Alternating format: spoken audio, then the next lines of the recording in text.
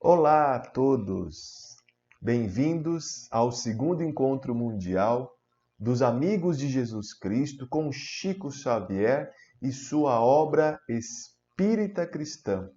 O tema desse segundo encontro é Tempo de Curar com Chico Xavier. Meu nome é Cláudio Ude e vamos falar sobre o tema Diálogo Curativo com Chico Xavier. Eu sou médico veterinário, docente, professor da Universidade de Uberaba e também atuo no Hospital Veterinário da Universidade de Uberaba, trabalhando na Casa Espírita Bittencourt Sampaio e também no Lar Espírita Pedro e Paulo. O tema de hoje escolhido, diálogo curativo, tem com certeza muito a ver com o nosso cotidiano, com a nossa vida. Sempre que nós estudamos a doutrina espírita há muitos e muitos anos, nós percebemos que nós temos que colocar a doutrina todos os dias na nossa casa, todos os dias no nosso trabalho, todos os dias no nosso cotidiano. O Espiritismo não deve ficar apenas dentro das quatro paredes da casa espírita, mas deve com certeza expandir, que a espiritualidade que nós aprendemos dentro da casa espírita, pelo estudo da doutrina espírita e dos livros da Lavra Mediúnica de Chico Xavier, que aqui com certeza para nós é o complemento das obras de Allan Kardec, nós devemos colocar a obra, introjetar a obra dentro de nós todos os dias. Como nós falamos, nós trabalhamos no Hospital Veterinário com muitos e muitos colaboradores. E no cotidiano, trabalhando com alunos, funcionários e médicos veterinários, o que realmente falta, e com certeza nós vamos perceber que todos também têm exemplos na empresa, no trabalho, na família, que muitos dos problemas, muitos dos percalços que acontecem, e até atritos, nada mais é que a falta de um diálogo, falta de comunicação. O que nós percebemos hoje, que muito das empresas e das pessoas e dos profissionais, a parte técnica, as pessoas realmente conseguem fazer de uma maneira muito adequada e satisfatória, mas muitas vezes o que falta é o que nós chamamos de relação interpessoal. É a comunicação de várias maneiras. O diálogo pode ser feito de maneira direta. Pode ser feito através de um vídeo. O diálogo pode ser feito através de várias maneiras, hoje até pelas mídias sociais. Mas, com certeza, o diálogo que nós estamos procurando aqui é um diálogo de uma maneira diferente, onde toda a nossa conversa fraterna também é para nós um diálogo onde nós vamos auxiliar as pessoas. E está aí o tema, diálogo curativo. E da onde surgiu esse tema? Como nós estamos sempre estudando e reestudando as obras mediúnicas da Lavra Mediúnica de Chico Xavier, em nossas mãos o livro Caminhos de Volta, ditados por espíritos diversos, cujo prefácio é de 30 de outubro de 1975, aqui em Uberaba. Esse livro é muito interessante porque como é que surgiu esse livro? Durante a semana ou durante o dia em que Chico Xavier estava para ter a reunião pública, diversos companheiros procuravam Chico Xavier para comentar algum tema do cotidiano, coisas que aconteciam, que ouvia na rádio e que ouvia no jornal, na TV, na época, as duas formas de comunicação, o jornal, a TV, o rádio.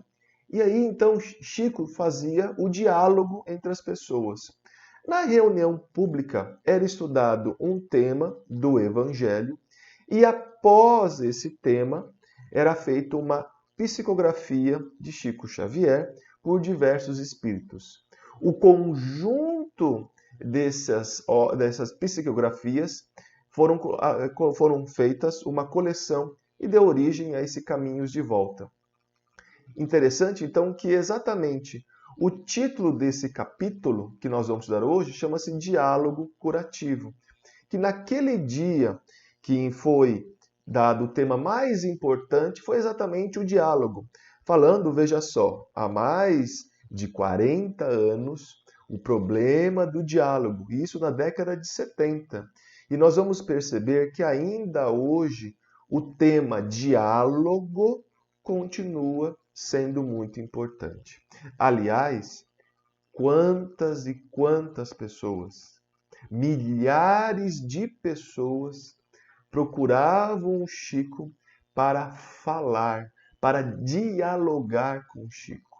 E nós sabemos, graças aos biógrafos que nós conhecemos, que muitas vezes o Chico falava e às vezes apenas escutava, porque às vezes o silêncio também era uma forma de diálogo tão importante que as pessoas precisavam ser ouvidas. E hoje, no século XXI, onde temos as maiores formas de comunicação que nunca se teve antes na história, ainda falta diálogo curativo. Existe um jargão entre os vendedores que é o tete a tete, né? Tete a tete, ou seja, ao lado um do outro. Passamos por um momento da pandemia onde a distância fez com que a gente não conseguisse conversar próximo. Mas como é importante. E a gente percebe isso até na universidade. O encontro presencial, o encontro à distância. Ambos têm muito valor, ambos são importantes, ambos se complementam. Mas é muito importante, às vezes, chamar o aluno, chamar o colega, chamar o docente, chamar o professor, chamar o amigo. E isso vale para toda a nossa vida. E isso é com o aprendizado. E isso se faz com a prática. Esse livro é muito importante, tem vários temas e sempre nós estamos aqui para ressaltar livros da Lavra Mediúnica de Chico Xavier. Esse é mais um que com certeza muitos que estão nos ouvindo nunca ouviu falar ou desconhece. Mas é exatamente isso. Nós estamos aqui nesse segundo encontro para exatamente despertar. Conhecemos inúmeras obras de Chico Xavier e com certeza essa é mais uma que nos enriquecerá falando de um tema, olha só, que está lá, diálogo curativo. A gente imagina que cura é apenas o do medicamento, que a cura também é pelo passe, pela água magnetizada, fluidificada. Sim, ajuda. Outras formas de cura que nós conhecemos nas casas espíritas, mas às vezes o que falta e o que precisa ser colocado é o diálogo curativo.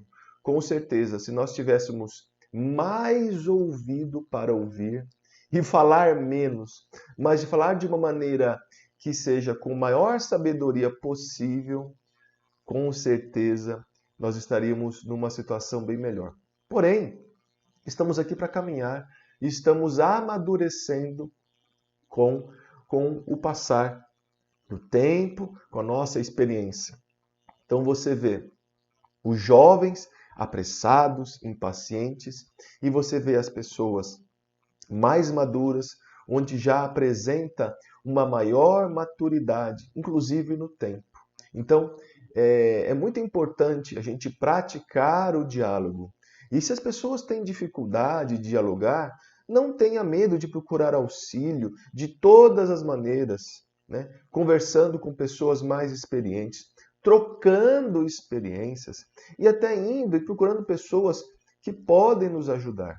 Nós tivemos um caso no hospital aqui, veterinário, onde nós trabalhamos e percebemos que muitos dos jovens residentes em medicina veterinária têm muita dificuldade de conversar e com certeza isso não é só daqui, o jovem como um todo. Dificuldade de conversar com o proprietário do cãozinho, conversar, de dizer, de saber falar e às vezes saber calar.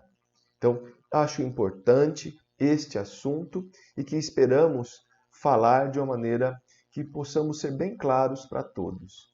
Nós vamos então, para ficar bem descritivo, colocar alguns parágrafos desse texto, onde depois a pessoa pode procurar o livro Caminhos de Volta para aprofundar o estudo, mas é uma mensagem de Emmanuel, tá? Esta mensagem é de Emmanuel, entre diversos espíritos, Emmanuel que assina esta mensagem. Observa a extensão do sofrimento humano e faz do verbo um instrumento de alívio e paz. Alívio e paz. Qual que é a extensão do sofrimento humano? Próximo da nossa casa, no nosso bairro, na casa espírita. Nós imaginamos que na casa espírita só vão pessoas sadias. Ao contrário, a casa espírita, a casa fraterna, qualquer trabalho que nós fazemos voluntariamente, são pessoas que estão lá procurando algo e às vezes para devido à cobrança da consciência. Alguma coisa que fez no passado, aliás, às vezes muito grave, e que agora está tentando recuperar. E às vezes a pessoa vem com conflitos, vem com sofrimentos. Então nós temos que saber o seguinte: a pessoa que procura a casa espírita é uma pessoa necessitada. Vem gente por amor, porque veio desde a doutrina espírita, vem desde criança, então tem um hábito de ir, sim. Mas hoje nós percebemos que muitos que procuram a casa espírita têm um sofrimento por trás. Então nosso papel é fazer um diálogo inicial, convidando essa pessoa para entrar na casa, ouvir palestras, tomar o passe e a água magnetizada. Qualquer pessoa em aflição, ela deve estar, com a consciência mais tranquila.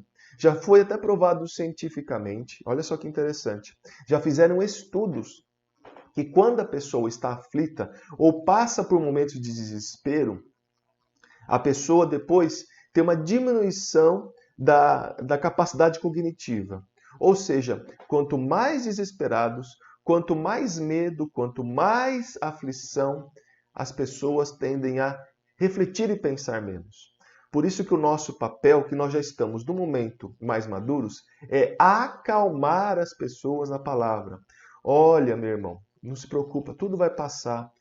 Acalme, fique tranquilo, Aceite a situação e vamos para frente. Tudo existe uma solução.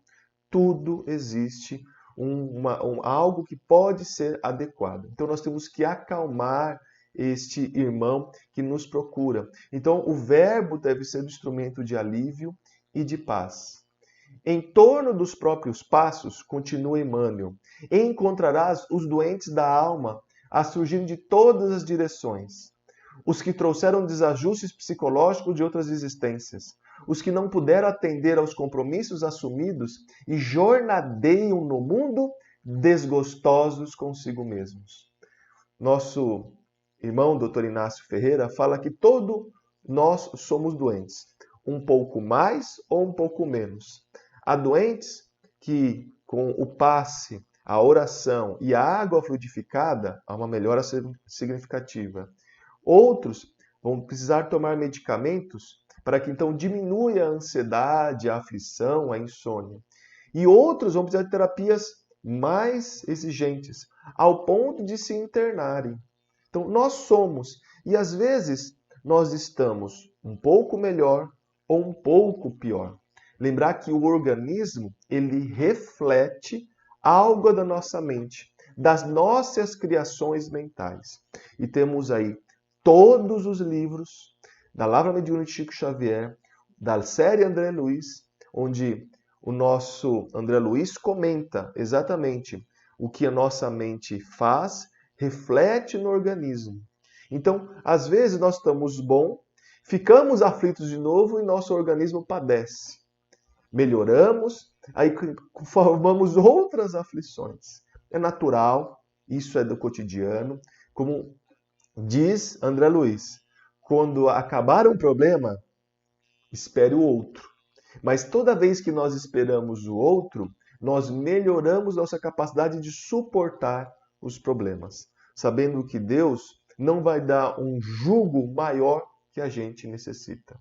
Todos nós trouxemos desajustes psicológicos de outras vidas, de vidas passadas.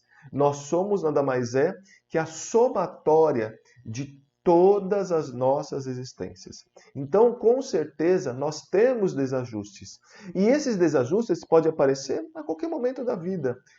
Na idade infantil, na idade jovem, adulto e até na idade mais avançada. Pode acontecer, sim, que esses desajustes psicológicos apareçam. E para isso estamos preparados para dialogar. Os que não puderam atender aos compromissos assumidos e jornadeio do mundo desgostosos. Ou seja, pessoas que não conseguiram, não estão conseguindo fazer aquilo que foi planejado nessa vida. Por inúmeros fatores. Problema ambiental, o problema genético, problema de educação, mas também, lógico, um problema da própria pessoa que não teve coragem para assumir aquela responsabilidade. E nós percebemos isso também quando nós lemos o livro Missionário da Luz, no caso de Segismundo, que o seu futuro pai estava com dificuldade de aceitar Segismundo a reencarnação, porque o compromisso foi esquecido. A equipe espiritual teve que ir lá, e André Luiz relata fantasticamente, então, o drama daquele pai e a mãe, mas principalmente o pai, aceitar Segismundo como filho, devido a problemas do passado. Então, muitas vezes, as pessoas esquecem, porque existe o esquecimento das outras vidas. Então, muitas pessoas têm essa aflição inconsciente. Então, nós temos que lembrar, se a pessoa está desajustada, a pessoa está gritando, a pessoa está com alguma coisa, temos que ter. Essa pessoa não está boa. Essa pessoa está no momento doente. Não adianta atacar, não adianta agredir, não adianta subir o tom de voz, porque é uma pessoa doente. Nenhum médico, sabendo que a pessoa está doente, vai provocar mais doença na pessoa. Então vai tentar, de alguma maneira, diminuir essa aflição. Os desesperados que caminham nas orlas da delinquência. Os aflitos, quase todos eles vinculados a processo de angústia. Então, os desesperados e aflitos. Com certeza, todos esses passam por algum momento de maior aflição, de maior desgosto da vida, descrentes da vida. Realmente, as pessoas têm muita dificuldade de compreender a vida futura. Ter uma fé que dos problemas que está sendo passado são passageiros. Nós não entendemos ainda que o que passamos agora é importante para o nosso grau evolutivo. E que o que nós passamos, considerando a imortalidade da vida, é muito pouco. Mas nós queremos ser imediatistas. Infelizmente, a vida é uma vida complexa, de vários fatores, em que tudo isso nos influencia, porque nós somos influenciados e também nos influenciamos as pessoas. Encarnado influencia encarnado, desencarnado influencia encarnado, mas também nós podemos influenciar até desencarnados próximos de nós ou atraí-los de alguma maneira próximos da nossa esfera. Todos são enfermos da alma que devem ser medicados, acima de tudo, pelo diálogo curativo. Diálogo curativo. São palavras de acalmar. Fique tranquilo, irmão. Irmão, vai passar. Fique tranquilo. Isso tudo é um momento. Ore, vamos orar. E nós podemos colocar o nome no caderno de preces e vibrações. Podemos falar assim, olha, leve a água fluidificada, acalme-se. O desespero não leva a nada. A aflição faz a gente ficar mais aflito. E nós percebemos que as pessoas não têm isso. Aí fica a pergunta, o que está faltando? Será que falta nós entrarmos mais, conversarmos mais com essas pessoas? Ou existe mesmo um despreparo da educação? Será que falta também que as famílias ensinem, veja que não é uma coisa simples. E não queremos aqui achar a solução do problema. Nós queremos o seguinte: se você receber um irmão, ou está vendo na sua frente um irmão curativo, relaxe, fique tranquilo e diga uma palavra boa. Diga uma palavra de esperança. Foi assim que fez Jesus. Jesus, apenas pelo seu verbo, apenas pela sua palavra, levou o evangelho. Ele não precisou escrever nada. Quantas pessoas procuraram Chico Xavier para ouvir? E quanto que o Chico, com certeza, também sofreu junto também, que às vezes a solução não é imediata. Nós queremos uma solução para tudo amanhã e às vezes não conseguimos. Às vezes o problema, com o tempo, ele vai se resolvendo. Lógico, sabemos que um problema de saúde grave, um problema de saúde que precisamos de apoio médico rápido, sim, é necessário, sim, é importante, por isso que existe o pronto-socorro. Para problemas emergenciais, é emergência. Mas no cotidiano, nós temos que saber resolver os problemas no dia a dia, na oração e na palavra amiga. O quanto que as pessoas procurem, a gente vê isso nas casas espíritas, as pessoas estão aflitas, né? Não conseguem observar o futuro, principalmente em crises políticas, crises que nós estamos passando, nós precisamos comunicar melhor. Em casa, então agora Emmanuel começa a falar exemplos. Em casa, compadece-te dos familiares e procure irradiar a luz do entendimento, que estabeleça tranquilidade e segurança. Se toda a família é confusa, não está bem, nós temos que ser a âncora, a estabilidade, aquele que vai levar um pouco de estabilidade, de menos aflição. Ser o norte seguro, ser a bússola, ser a orientação. Porque senão a casa desmorona. Quantas vezes nós percebemos famílias se perderem por causa de coisas pequenas, coisas materiais, né? Então, isso faz com que a gente repense. Então, que a gente faça esse papel. Se nós estamos dentro da doutrina espírita, nós temos que nos modificar para conseguir modificar os outros. Mas a modificação não é impondo algo. Não, a modificação é pelo exemplo em nossas atitudes. É isso que mais nós lembramos de Chico Xavier. Foram suas atitudes e o seu modelo de trabalho, no trabalho da caridade, de escutar. Veja, se nós percebemos nesse ponto de vista, Chico trabalhou muito com o diálogo, né? Vamos observar no livro, na caridade material, na cesta básica, no enxoval, no brinquedo, mas veja que parte do tempo foi no diálogo, foi na conversa. Quantos aqui têm histórias que nós vamos ouvir durante este evento e quantas histórias foram anotadas nos livros que nada mais é que o diálogo. Veja que é o diálogo que realmente é importante. Então, Chico nos deu o norte. Olha, o diálogo é importante. O diálogo faz com que a gente harmonize, fique tranquilo e acalme os familiares e as pessoas ao seu redor. No grupo de trabalho, quanto possível, transforma-te em exaustor das confidências amargas. Nós chamamos, né, de problemas, as fofocas das empresas, as coisas que acontecem, que é muito comum. Quem trabalha ou já trabalhou em grandes empresas, conhece, entre aspas, a rádio peão, né, o telefone sem fio. E muitas das vezes nós temos que ser e interromper essa rádio peão. Transforma-te em exaustor, ou seja, elimina o problema. O exaustor é para o quê? Reciclar o ar, né? Retirar as impurezas. Né? O exaustor é para isso, retirar algo que está impuro.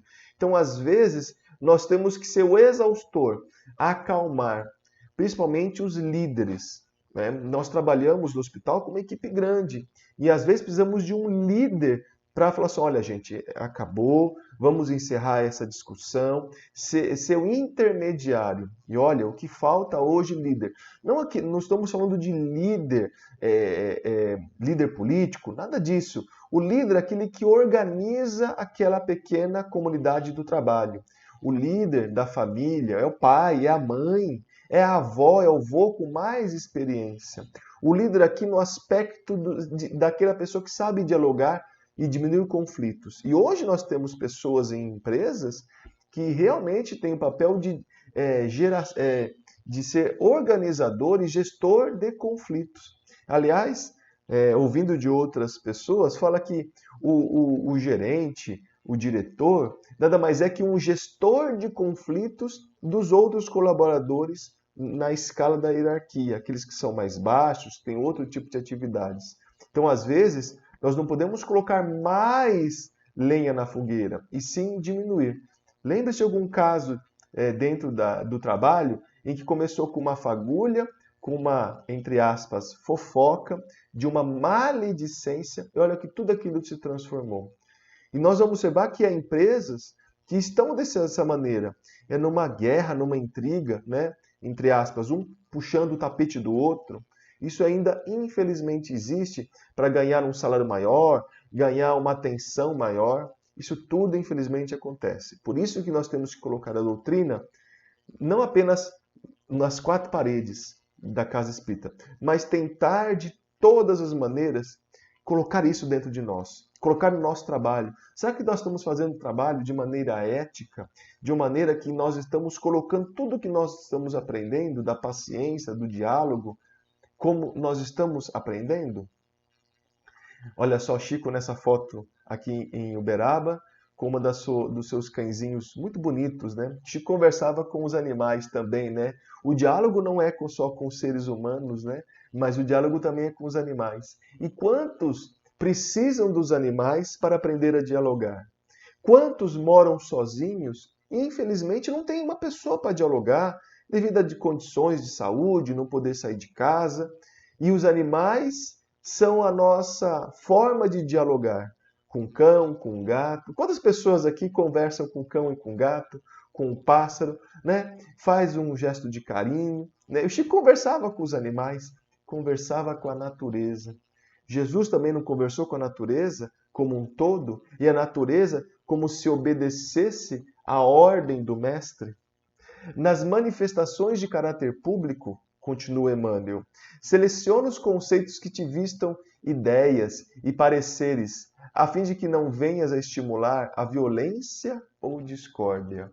Quanto que nós estamos, nas nossas formas de falar, gerando violência e discórdia, né? Olha como nós estamos passando por um momento crítico no Brasil e no mundo, por causa de violência, por um diálogo, ruídos no diálogo, ruídos no diálogo. E então nós precisamos realmente, de alguma maneira, melhorar isso. Não vamos esperar os outros, não. Vamos começar conosco. Ah, mas só sou eu? É a gente que nós temos que pacificar para que não tenha violência, para que não chegue no nível de uma guerra. Porque a guerra nada mais é que o egoísmo e a comunicação falha. Onde não há comunicação, nenhuma hipótese, onde há um egoísmo extremo e a somatória disso leva à guerra, infelizmente. Então, nós temos que ter nossos pontos de vista e saber se for na política e o outro candidato, outra pessoa ganhou, nós temos que aguardar o período para de novo concorrer. E não ficar desmentindo o outro, porque isso acarreta muito mais estresse, muito mais problema, e o que sofre é a população como um todo, no caso de política. Isso vale para outras esferas também que estamos falando. Então, vamos repensar, vamos ver o que está acontecendo e falar assim, puxa, ali faltou diálogo, ali também faltou isso. Então, tem que saber dialogar melhor. Nós temos que aprender com exemplos bons e ruins. E, nas vias públicas, mobiliza solidariedade e gentileza, diminuindo o cansaço e a solidão naqueles companheiros que suportam conflitos e provações que talvez desconheças. A gente não entende e não colocamos nós no lugar daquela pessoa para ver o tanto que as provações que aquela pessoa está passando. Nós não compreendemos às vezes, não entendemos, então a gente segue e ignora as pessoas.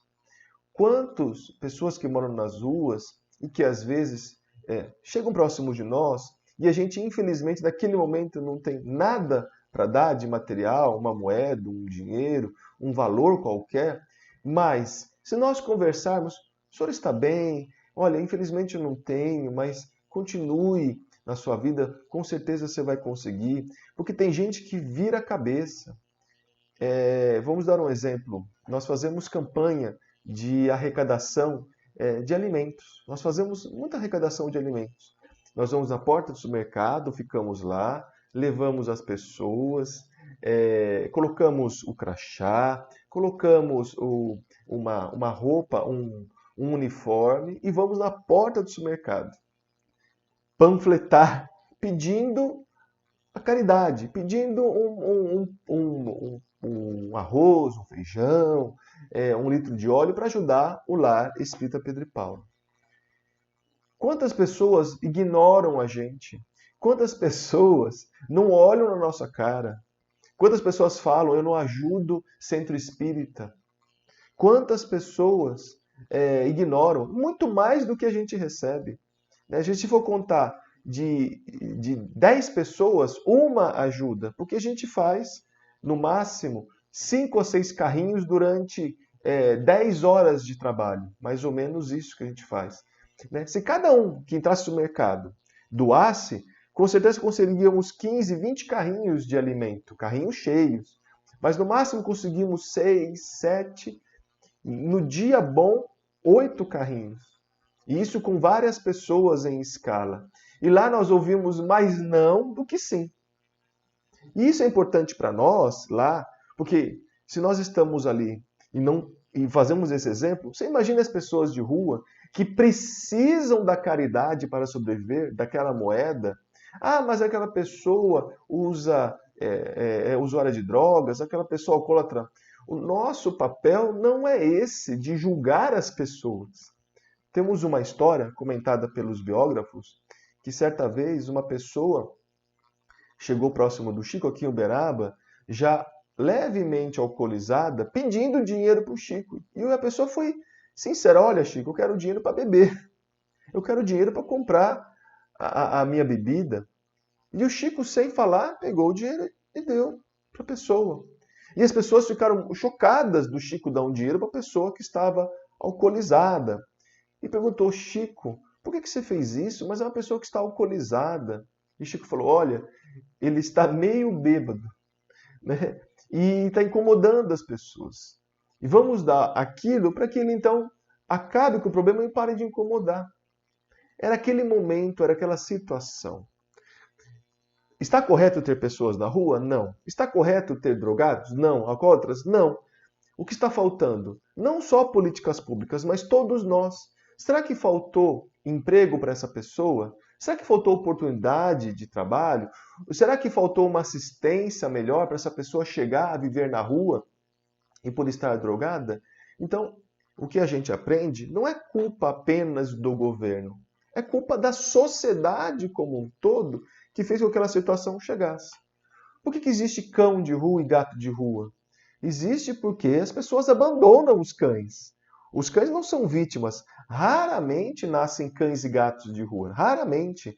Porque cães e gatos que vivem na rua, sem alimento, todos os dias, eles com certeza sofrem muito. E o óbito é muito grande.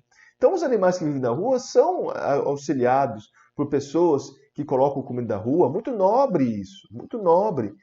Mas se todo mundo pudesse ter a chamada tutoria responsável, o guarda responsável, não teríamos animais na rua. Mas, infelizmente, né, nós sabemos que há pessoas que abandonam. E se todo mundo abandonar cães na rua, né, não há serviço público que dê conta de fazer. Vamos dar um exemplo aqui na nossa cidade de Uberaba. Nós temos que, para diminuir o impacto de animais na rua, precisamos castrar 6.000 animais. Castrar 6.000 animais, cães e gatos, todos os anos. Para que então daqui a 10 a 20 anos temos uma diminuição do número de animais. E paralelamente a isso, precisamos fazer a educação, para que as pessoas parem de abandonar animais da rua e que cuidem e que tenham a posse responsável. Então, nós estamos falando de um problema que é gradativo. Não vamos conseguir qualquer problema que exista em nós resolver de uma hora para outra. Isso não existe. Isso é feito de etapa por etapa. E nós estamos aprendendo. Não só a culpa nossa, mas a humanidade precisa aprender isso. E olha só, a palestra é para isso. Será que não está faltando o básico, que é a falta do diálogo, do trabalho fraterno? Às vezes, novamente, uma pessoa na rua, ela está em sofrimento. O nosso papel é ajudá-la. Com uma palavra, falar o nome da pessoa. Olha, tudo bem, fica aqui, vá com Deus. Que Deus abençoe. Né? A gente tem que dar uma esperança, como diz Chico. O que a gente faz dentro das casas espíritas, do trabalho da sopa, do trabalho de distribuição de lanche, e de sopa, de marmitex, né, da quentinha, como alguns falam, na rua, é dar esperança. E é isso que a doutrina é. A doutrina, ela é a doutrina da esperança, é a doutrina consoladora, porque há muitas pessoas aflitas. Não carregues a voz com vibrações fulminantes, diante da intemperança que surpreendas em vozes alheias, de vez que não curarás um doente, fazendo-te mais doente. O médico não chega para o doente e fala, olha, você vai ficar mais doente. Não, pelo contrário, olha, vamos tomar tal remédio, mas olhe, você tem que regular, precisa fazer um regime, controlar a alimentação, fique menos nervoso. E assim, várias orientações do médico, fisioterapeuta, nutricionista, né? Todos os profissionais da saúde, do enfermeiro, que ali lutam, né? Lutam para melhorar a saúde das pessoas. E, com certeza, nós temos que lembrar o seguinte, o medicamento, principalmente os medicamentos para a ansiedade, do nervosismo, da insônia, não cura a ansiedade, não cura o nervosismo. Nada mais é que a maioria desses medicamentos, eles bloqueiam o que nós chamamos de nossas sinapses, ou seja, a comunicação dos neurônios, fazendo que isso seja feito de maneira mais lenta. Então, como na aflição, na agitação, no desespero, a nossa cabeça ela começa a criar ligações entre neurônios muito graves até. Quando a gente toma o ansiolítico, o medicamento, ele vai fazer o quê? Ele vai diminuir a velocidade dessa comunicação, fazendo que a gente tenha o quê? Um pouco ficando, entre aspas, anestesiado, sedado, para que a gente então consiga colocar nossas ideias em cada uma das nossas janelinhas da nossa cabeça, em cada uma das nossas gavetas da nossa mente, porque nós temos consciência que temos problemas na saúde, nós temos problema na família, nós temos problema de morte de entes queridos, nós temos problema no trabalho, de perda de emprego. Sabemos sim, nós temos consciência, nós trabalhamos e vemos isso. Mas nós não podemos piorar. Nós que estamos na doutrina, temos que ter a palavra de esperança, mesmo na situação ruim. Né? E nós podemos perceber que cada situação do mundo passou por aflições. Já passamos por tantos problemas muito piores na Terra, de pandemias, de guerras. Ah, mas continua? Sim, continua, mas há uma melhora. Por isso que é importante, eu falo para os alunos, estudem história. Estudar história é importante para você ver o que foi feito no passado e o que está sendo feito no futuro. E lembrar que Jesus está no leme, ele sabe das condições nossas e vem nos ajudar. Ele é o governador da terra, sabe que 2000 anos para o Evangelho, como disse Chico, é muito pouco. 2000 anos é muito pouco. Que a novidade ainda é o Evangelho. Quanto maior a turvação ambiente, maior o desequilíbrio mental em derredor de nós. Realmente. todo ambiente aflito, todo ambiente, como diz, ao redor da família e do trabalho, né? O ambiente está carregado, né? Já viu falar isso? O ambiente está carregado. Não, somos nós. O equilíbrio nosso é que faz que o ambiente desequilibre. Precisamos trazer, né, sal grosso, pimenta, pé de pimenta. Aqui no Brasil é muito comum, em algumas regiões, as simpatias. Até, infelizmente, o gato preto sofre. Põe um gato preto em casa, porque o gato preto puxa energia negativa. Mas qual que é a fonte da energia negativa? Somos nós.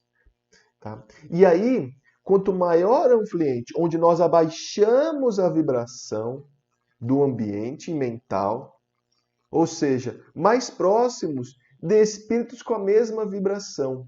Semelhante atrai semelhante. Então, se o ambiente está ruim, vai abrir portas para que estranhos, espíritos desencarnados, entram e comecem a perceber e comecem a realmente piorar a situação nossa. Então, tenhamos cuidado na nossa mente desequilibrada. E quanto mais desarmonia nos envolva, mais imperiosa se revela a necessidade de conversação curativa, capaz de suprimir moléstias e obsessão no nascedouro. Quanto que mais temos problema, mais temos que ter esse diálogo curativo. Que sejamos nós esse diálogo. Mas tem momentos que nós somos os aflitos, com certeza. Que nós que precisamos que alguém faça o diálogo curativo para nós. Mas com certeza, nós que já temos um pouquinho, mas é só um pouquinho mesmo de consciência, porque a doutrina espírita está abrindo nossa cabeça e a verdade que nos está sendo colocada é pouquinha, mas é o pouco suficiente para nós agirmos, para que nós façamos.